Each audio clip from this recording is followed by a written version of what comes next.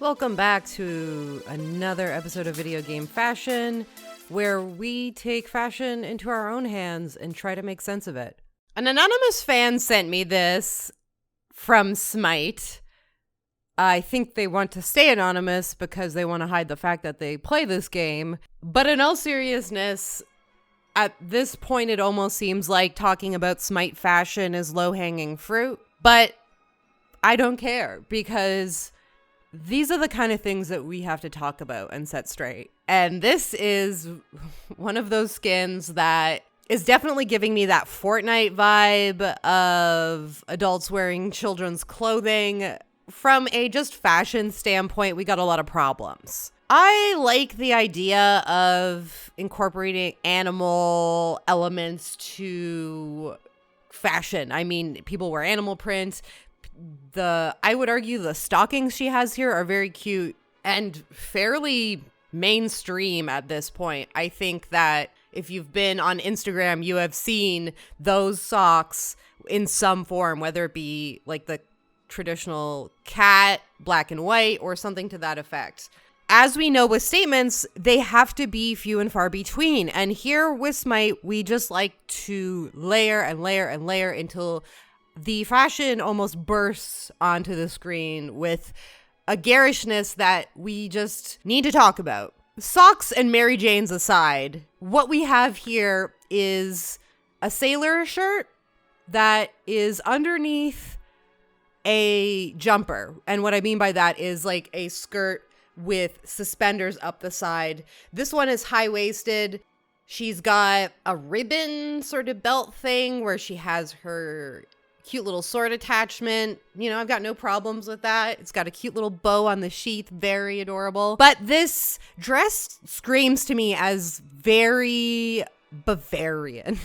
Like, I almost thought it was a dirndl at first, and we have talked about dirndls before. They keep appearing, I think in Smite especially, where they just have these extremely lacy outfits. And so we can see here, like, the lace is here.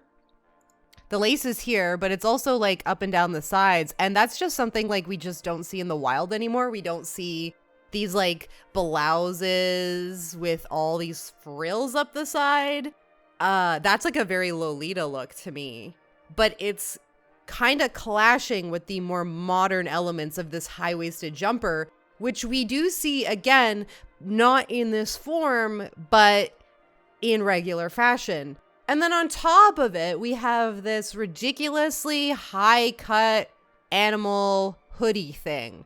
And I'm already very critical about animal hoodies or hoodies that are cosplaying as something else. I think that the structure of a hoodie does not often translate to characters. I often see this a lot where it's like armor, but on a hoodie. But here, it's more like that Kigurumi style with the animal head on top and a seemingly dismembered little fox paw there. A trophy she maybe has taken this paw and is adorning it on her back. I don't know, but it's a lot. And despite the fact that it's pretty much regulated to a few colors, they're all extremely bright colors. Like we have the orange and we have this very, very true kind of blue also in the hair and the yellow. All the different bright colors you can possibly have, encapsulating this entire mess of an outfit. I just hope that we kind of move away from a lot of the styles that we see here, because I think a lot of them are out of date. Even these kind of things. Like people were wearing these like 10 years ago even. Mary Janes are not shoes that we adult women wear. They're not fashionable. They're not quirky. It's just a mess.